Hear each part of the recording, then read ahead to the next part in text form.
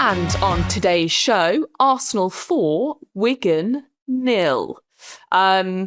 Life is good again. The vibes are back. We have thrashed a smaller side. We have crushed the dreams of a smaller side, and we are back in business. Now, Jim, you were at the game. You are fresh from the Emirates.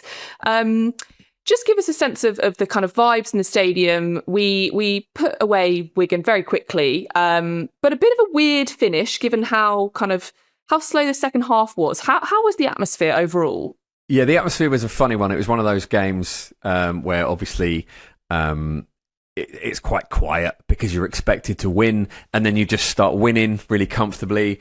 And the Wigan fans were having a great time chucking beach balls around and like olaying their players when they could string passes together as well. But it's one of those ones as well where fundamentally we are simply not bothered about what Wigan fans think of us. So even when they were trying to sort of like start needly chants, it didn't really kind of lift the atmosphere. But I think it was a lot of fun. Because, you know, certainly in that first 27 minutes, we score 4 goals. And you do get that moment where people are thinking, oh, this could be an absolute cricket score at this point. But as with cricket, it actually became quite boring.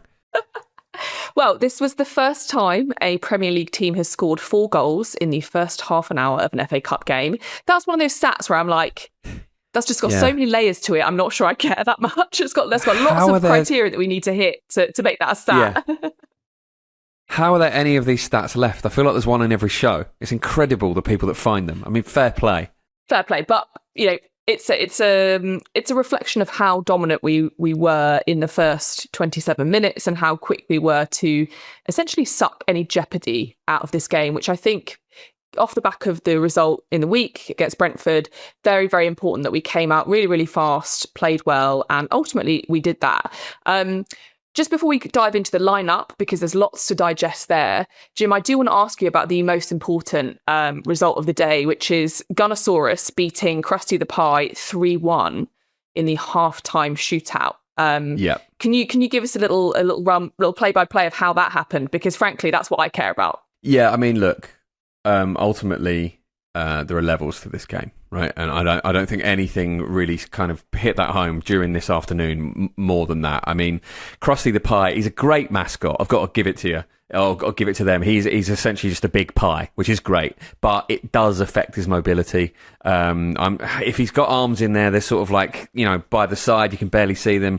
Gunnosaurus, despite his daft little dinosaur arms, it was way more mobile. He just got the job done. He actually had a quite nice kind of outside of the boot rolled finish at one point. And the pie, essentially, the fellow who's dressed as a massive pie cannot dive because he's dressed as a massive pie. He's going to break the costume. So, again, the golfing quality was clear to see in every department. There, as you say, there are standards to this game. There are levels, and it's good to see that the Arsenal way really does transcend through every level of the club. Let's start with the lineup, because I think this is probably the most excited I've ever been seeing an Arsenal lineup graphic. And Johnny wanted it to happen. And today, it did happen for about 30 seconds. So Myles Lewis-Skelly started in midfield, but then very quickly got moved to left back. What were your thoughts, Jim, when you saw that lineup? That this is an experiment that some of the fan base have been wanting to see. We finally got given it, but then we had it cruelly taken away from us. I was excited for Johnny. I was excited for me. I was excited for Myles Lewis-Skelly as well, because I think he's, you know, I would assume, given how much he played there when he was younger, that he would be kind of, you know, champing at the bit for an opportunity there. And I actually thought this is quite interesting, because on the show on Friday, we spoke briefly about this and came to the conclusion that actually it's sort of a pointless thing to do if you don't envision him having any minutes there anytime soon, which on reflection was kind of a bit naive, given how we also spoke about how there aren't many options in that department at the moment. So I thought actually this is great, because it's a good test of whether that works. It's a kind of gentle introduction to that role as well. But then unfortunately, Riccardo Calafiori gets injured in the warm-up for about the 50th time in his Arsenal career, and he doesn't get to do it. It's a shame. I would have liked to have seen what Myles would have brought to a game like that. Again, I mean, I don't really know how much we would have learned from it. I don't know how much we learn about anything really from that sort of game. But I was sad that he didn't get that chance. Yeah, and as you say, this is the second time this has happened to Calafiori since the first time was Brighton in December. Just want to give a shout out to producer Finn, who's put Calafiori recently filmed a porno for Adidas. That's how some may say. Yes. That's how some may say. But obviously didn't make it into starting. Is it? It's you can see his dick. Like you can see it all. Really, essentially, there are very few blanks that you have to fill in there. It's astonishing stuff. They know what they've got there. I was in a pub a little while ago in a game he was playing. It was the Forest game, and I overheard a couple of girls on a table near us saying Calafiori would be really good in heated rivalry. It's like, yeah, I bet he would. Yeah, he absolutely would. He is built for that sort of thing. But he is he's slightly distracted from his footballing career, clearly. So we then had Bukayo Saka come on, and he played sort of behind Jesus. Only played in the first half. Jim, I don't know how you felt about Saka on Thursday night after a sort of tough one. What was your thoughts on him today? Because he only played for a half. He's still kind of coming back from a hip injury. Looked sprightly, would we say?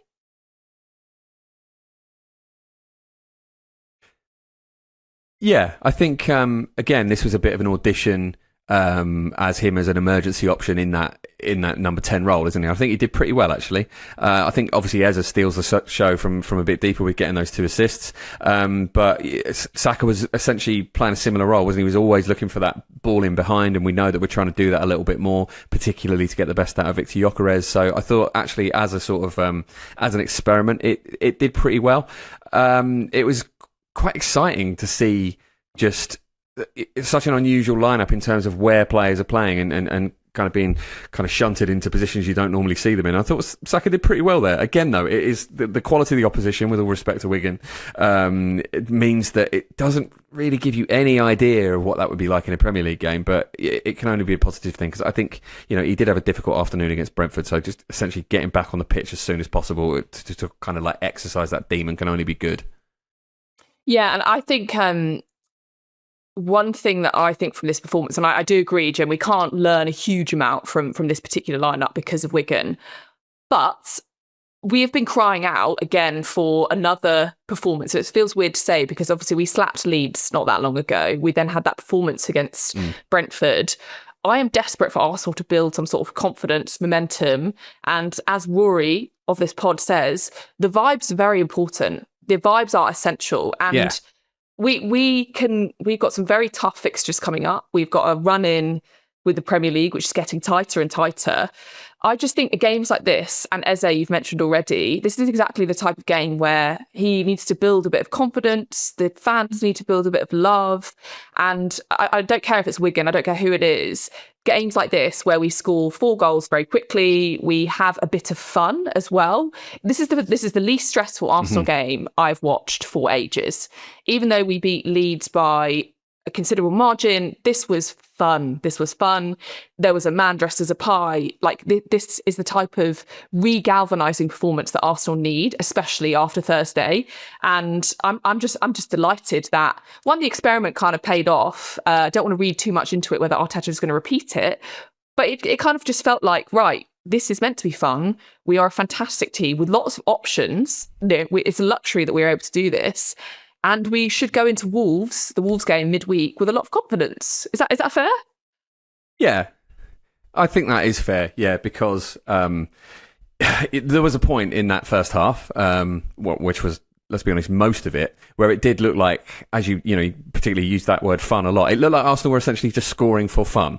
And we have had a lot of games that have been really kind of riddled with anxiety, both pre-game, during the game, and post-game at times. And that's what you want from this sort of game, And I don't really mind that in the second half it wasn't quite as rip-roaring as that, because conserving your energy when you've got a game on Wednesday makes sense, and a lot of those players will feature. And it was really nice, because Wigan made the incredible decision to play quite a high line in that first half, we really got to see the quality of those players against guys who are like closer to normal human beings than Premier League and Champions League level footballers are. So that was really enjoyable, and it did feel like they were scoring for fun. And honestly, like I did think during that game, if there are ever any consequences for Manchester City when the dust is settled on the Pepstein files and they do end up in League One, they'll have a brilliant time. They'll have a lovely time if they have to play like that every week. Jim, I've never heard it referred to as the Pepstein files. That's sensational. That is sensational. I think there's also something to be said as well about this is the first time that we've gone to this stage of the FA Cup since the 2019-2020 season. Arteta has not done particularly well in this competition. So there should be a lot of joy and confidence around being able to play cup football. And I think teams will feel different and face up to us differently in these types of competitions. This is a type of fixture that I think 10 years ago, you might have been like, that's a potential banana skin. And I know that's maybe negative towards Arsenal, but this time it was round. It was, as you said, on the one hand, it's hard to be really excited about this game because we just expect to win. But the other, win well, play well. I think you can't overestimate how much momentum that gives to this side, particularly when it comes to players who have had a difficult couple of weeks. So Eze, I think, has faced a lot of criticism. And I think he had a good game today. Maybe just a shame that he didn't get a goal. But fair play to Mr. Tickle, Mr. Sam Tickle, for making a save later on. Ridiculous name. But I think Eze was good today. Yeah, I thought he was really sort of dynamic today. He's obviously gets those 2 assists, and I think while we're talking about those assists, I want to say what a brilliant left-footed finish that was from Martinelli. He can do it. It's about 3 days too late, but that's a really good goal when you watch that back, even against that level of opposition. It's a great finish, and I hope that you can build on that and start scoring some goals in the Premier League as well. But yeah, I thought Eze was he did all the things that he does really well. He's a funny player, isn't he? Because he always looks like he could be running a little bit faster, but part of the reason he's such a good player when he's really on song is because he slows the game down to his own pace and then he plays it on his own terms, and his decision making can be excellent once he's kind of got the ball under control. Cesc Fabregas used to be a bit like that sometimes. He'd always have way more time on the ball than you thought he did, and I think it's a sign of a really sort of intelligent player. And yeah, I was desperate for him to score, as he clearly was as well. He was quite unlucky. Like, I think he had probably 3 shots blocked. In one case, I think maybe by an Arsenal player as well, which is not ideal. But this is what we want from him, right? We want him positive. We want him making shots. We want him to just being positive, as I've said already, just kind of trying to make things happen. That is when he's at his best. So yeah, I'm pleased with his performance. Hopefully this will be a step for him to build from, bit of confidence. Quick one on Gabriel Martinelli, another stat for you. He has become the first player to hit double figures in cup competitions in a single season since Ian Bright in the 1994-1995 season. So I don't know what that says about Martinelli, other than we need a way of making him think that every game is a cup game. So we should maybe blindfold him, stick him on a plane, just get him up in the air, drive him around a little bit, and see if that makes a difference. Because clearly there is something in his waters that means that chance that he had on Thursday doesn't go in, and today it does. Yeah, maybe we need to start taking like foil cups to games and just waving them at him. So, or get Nathan Fielder involved to trick him somehow. I imagine that'd be quite expensive, but we need to do something, because that is quite extraordinary, isn't it? To score that many goals in every other competition and just still have the one in the Premier League. But he had a really good game today. I thought it felt almost silly to pick a man of the match, but Rory and I were discussing it, and I think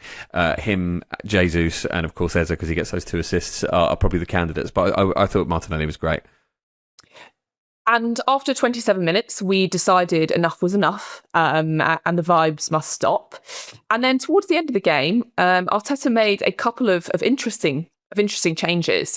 So we saw Tommy Setford's debut, so our third keeper, coming on for Kepa. Why, Jim? I have a why. What's going on in Arteta's mind? What's going on there? Yeah, the only kind of explanation I can think of is to disrespect Wigan. Like, because it doesn't look like Kepa was injured at all, does it? There was no suggestion of that. He looks absolutely fine. I don't know whether there's some internal thing where he's trying to show Tommy Setford that there is a pathway, because I know he's very highly rated. They brought him in from Ajax, and the goalkeeping department is quite a fragile thing in any given season, isn't it? So, you know, a good number 2 is really important, but presumably a reliable number 3 who is young and good and might actually end up playing for the club is the ideal kind of profile for that third position as well. So I guess maybe they're trying to keep him happy. That's the only explanation I can think of, because it's strange otherwise. I mean, it could also feel quite pointed, given that Mr. Tickle from Wigan had been an Arsenal target, apparently, but turned us down back in 2024 because he wanted first team football. So we're like, Mr. Tickle, look, actually our third choice keeper is getting a run out against you and you're playing in League One. Could be petty, could be nothing. Obviously, we can't finish the day without a couple of injuries because this is Arsenal after all. So Ben White unable to finish the game, and obviously Calafiori.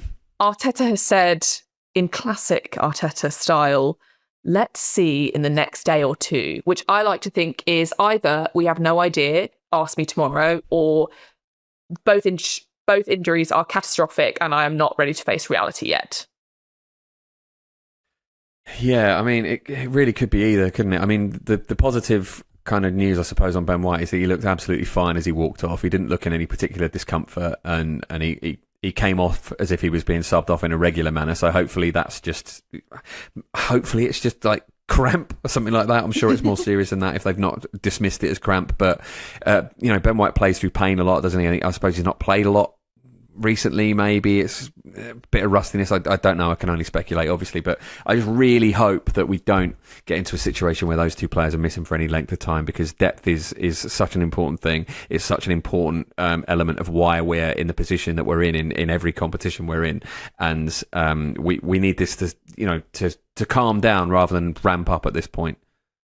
And unfortunately, we don't have very long to calm down, because we are back in action again on Wednesday against Wolves. So whatever it is, if we can get maybe Ben White to Dubai and back in the next 48 hours, and maybe send Calafiori on another photo shoot to heal whatever he's done to him, maybe that's our only option. But I think overall, Jim, a very convincing performance. You can't really take away much from these players. They beat what was in front of them. They beat them convincingly, and all in all, just an enjoyable afternoon in the FA Cup.